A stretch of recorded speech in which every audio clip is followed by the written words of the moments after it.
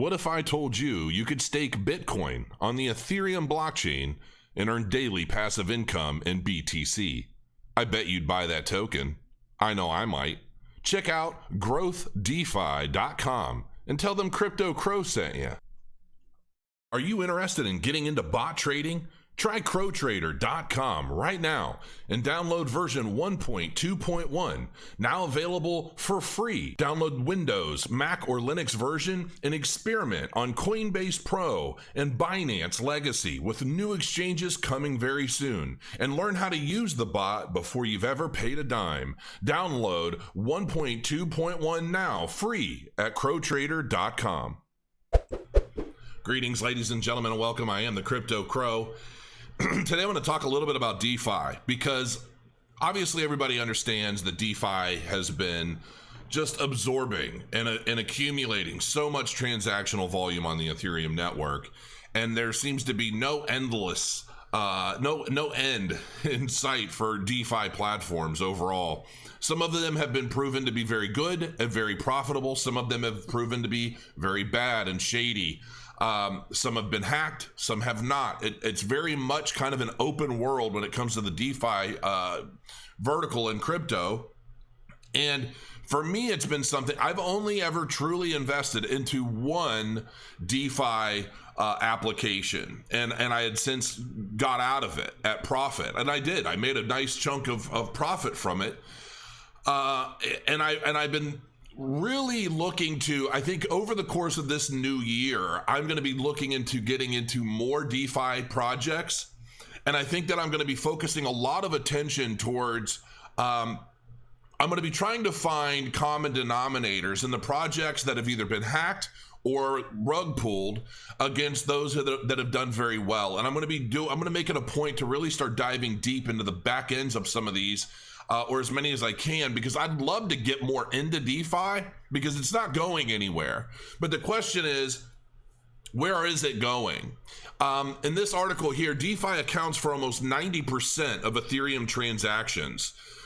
In brief, DeFi dApps popularity exploded this year with 30x more DeFi dApps launched in 2019 compared to 2020, or just 2020. I'm thinking 2022. I don't know why. Freudian slip. According to LBRY, the top 10 DeFi dApps account for 87% of Ethereum transaction volume. Decentralized applications and decentralized finance are made possible by utilizing distributed ledger technology. So I find this article pretty interesting. The new report on decentralized applications, or dApps, showcases some exciting news about Ethereum and its decentralized applications. According to the report titled 2020 dApp Industry Report, decentralized apps exploded in popularity. This report states that in 2020, the top 10 DeFi dApps are responsible for 87% of transactional volumes, or $223 billion in 2020. On top of this staggering amount, LBRY continues by showing users that 95% of transaction volume growth belongs to Ethereum DeFi dApps. So dApps and DeFi continue growing. This year boded well for dApps and DeFi. At the beginning of the year, DeFi dApps accounted for less than $1 billion in total locked value. That number jumped to $16.5 billion in less than 12 months. Before 2020, few usable decentralized finance applications existed. Most of those had a lot of promise, but only a niche base used them. Probably because it's difficult to understand and it's not easy for a lot of newcomers. And there's so much kind of shadiness associated with some of the DeFi apps. You got to be very, very careful. Now, almost a year after DeFi gained mainstream attention, the entire landscape behind dApps looks different. Compared to LBRY 2020 industry overview, the number of DeFi dApps skyrocketed. Obviously, this article is going into just how much DeFi applications have progressed and how many more there are and so forth and so on.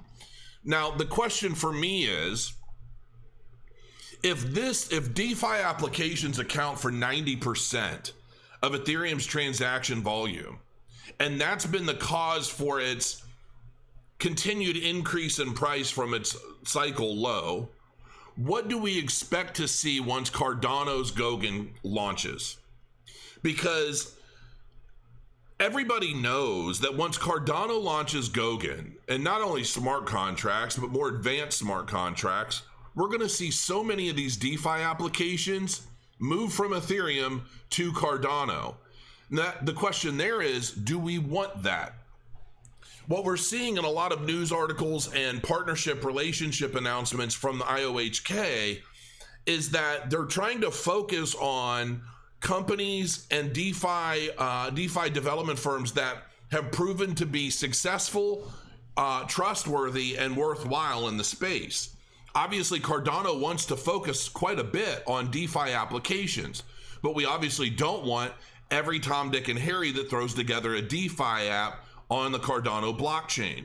And I think that big efforts are going into trying to make sure as best as possible, because obviously when you're talking about a decentralized blockchain, it's not like we're able to police what goes on and off chain, right? So anybody that has an idea, and then the team and the willpower and the know-how is going to be able to create these applications on Cardano.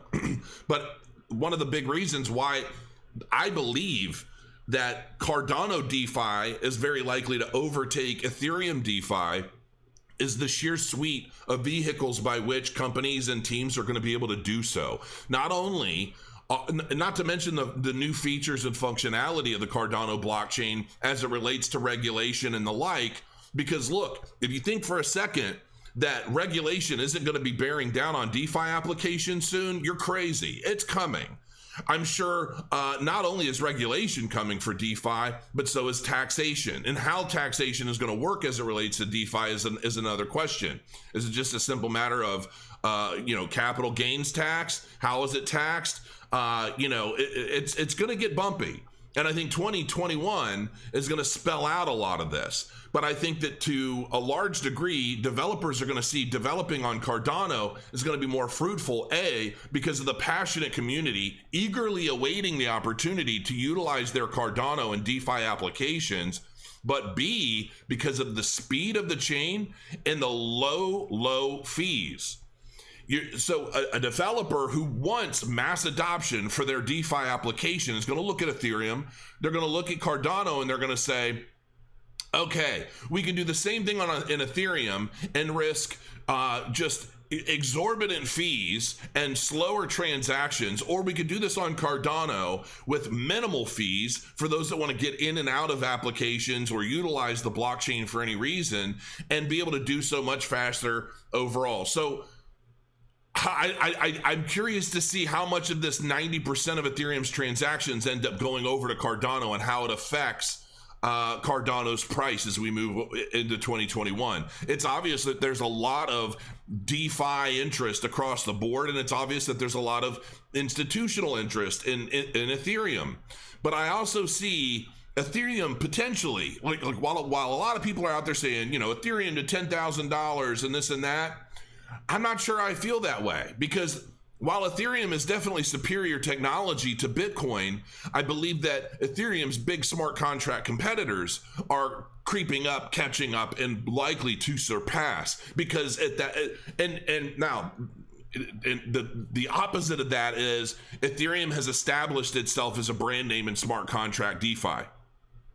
So is it a first to market advantage that Ethereum has, or has that first market advantage already proven and established itself, but now it's time for third generation? That's the question. How will the crypto public receive crypto or Cardano, and how will that perception relate to a transition from Ethereum usage to Cardano's usage? So those are things and metrics that I'm going to be looking for and looking into and at in the future. So hopefully this was helpful in putting some of this stuff into perspective and what I see happening in the very near future as Cardano gets closer to launching Goguen. Look, there are going to be so many Cardano updates over 2021. I think it's going to blow the minds of most of us. And it's very likely that the majority of my channel is going to be Cardano related, because Cardano to me is one of the surefire projects out there that I see taking over a great deal of the crypto industry. And there's another point that I also want to make. I read a big comment by somebody who obviously does not like Charles Hoskinson very much at all. And the thing of it is I see people that put together very convincing arguments for or against particular individuals in the public space.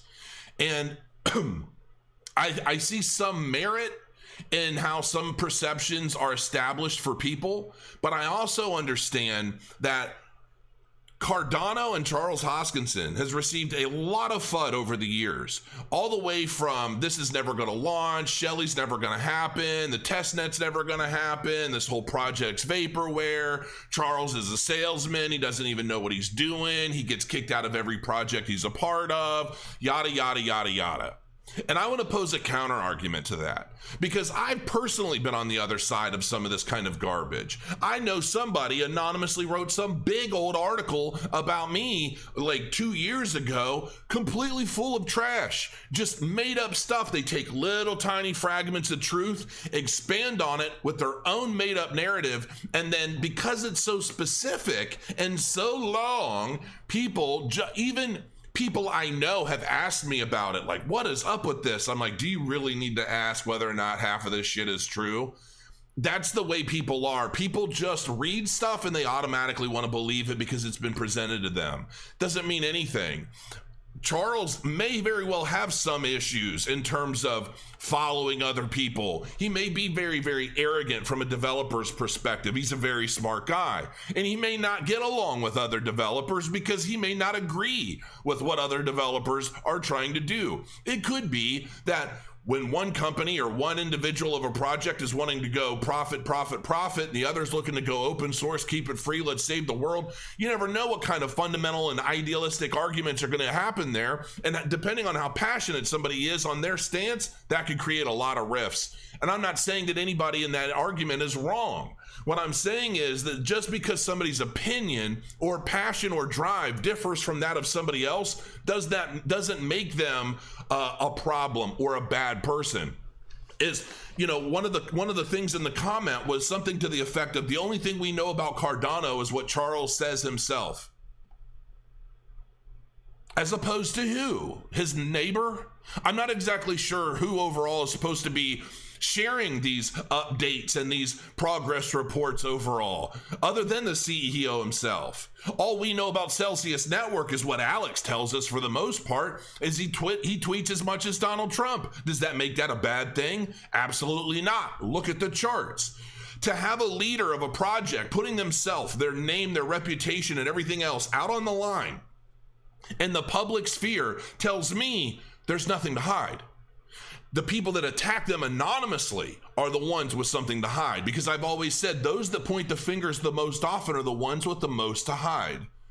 Who is the individual that posts such daring, bold, and potentially defamatory comments in an anonymous way against somebody who's obviously proven time and time again that all of the FUD is exactly that? Fear, uncertainty, and doubt projected upon the public for a reason. Is it a competitor for another major blockchain that doesn't want to see Cardano succeed? Because I've seen that time and time again over the last 3 years myself. Not against me necessarily, but against Cardano.